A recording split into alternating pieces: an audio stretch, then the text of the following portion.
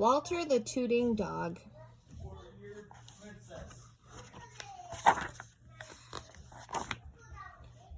Betty and Billy brought Walter home from the dog pound.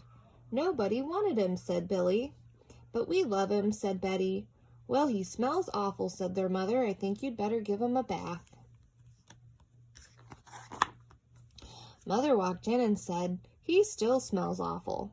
And that's when they got the first clue, the telltale bubbles in the water. He's probably a little nervous, said Mother hopefully. His stomach must be upset. But Walter's stomach wasn't upset. Walter's stomach was fine. He felt perfectly normal. He just tooted a lot.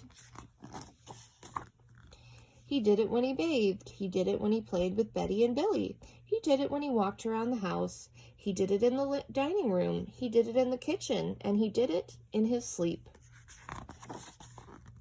That dog toots morning, noon, and night, said Father. He can't help it, Daddy, said Betty and Billy.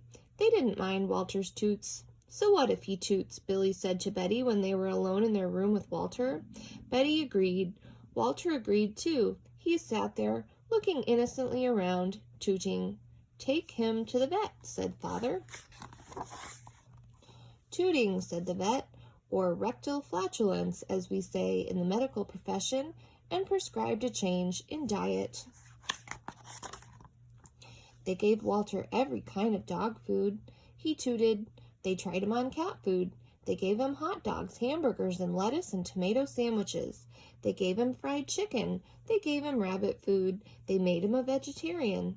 No matter what that dog eats, he turns it into toots, roared Father.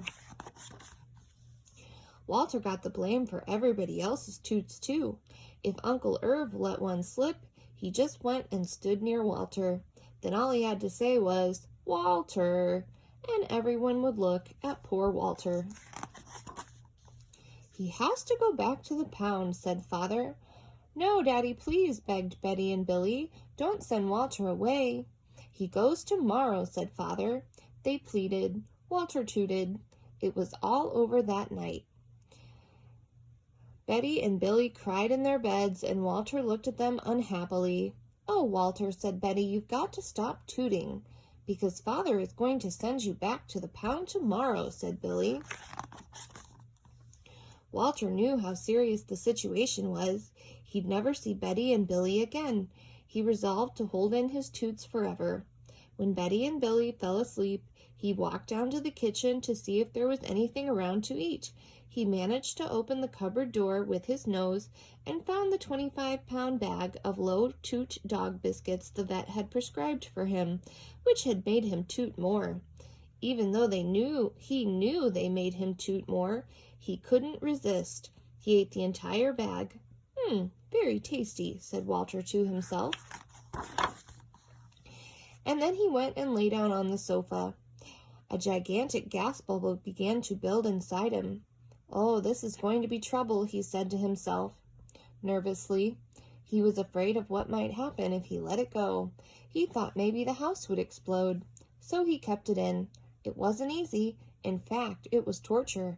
But he had resolved never to toot again. His future depended on it. As he lay there with his tail wrapped tightly between his legs, he heard a noise at the window. He watched it slowly open. A pair of burglars came through. They dropped silently into the kitchen. Watch out for the dog, said one of the burglars. He won't bite, said the other. He's a wimp. Walter might have bitten them, except he was so filled with gas he couldn't move. They tied a rag around his snout so he couldn't bark. Okay, whispered the first burglar, let's clear the place out. They took everything they could get their hands on. Walter wanted to stop them, but he was having unbearable gas pains. He rolled on his back and waved his paws in the air. He gnashed his teeth. We've got it all, said the second burglar. Let's go. That's when Walter let it fly. It was the worst toot of his life. It made a tremendous noise and shot him across the room. A hideous cloud filled the air. The burglars clutched their throats, unable to breathe. With tears in their eyes, they raced for the window. They tried to grab their bag with all the valuables in it, but their arms were too weak. Let's get out of here. They jumped out the window and ran up the block, choking and gasping for air.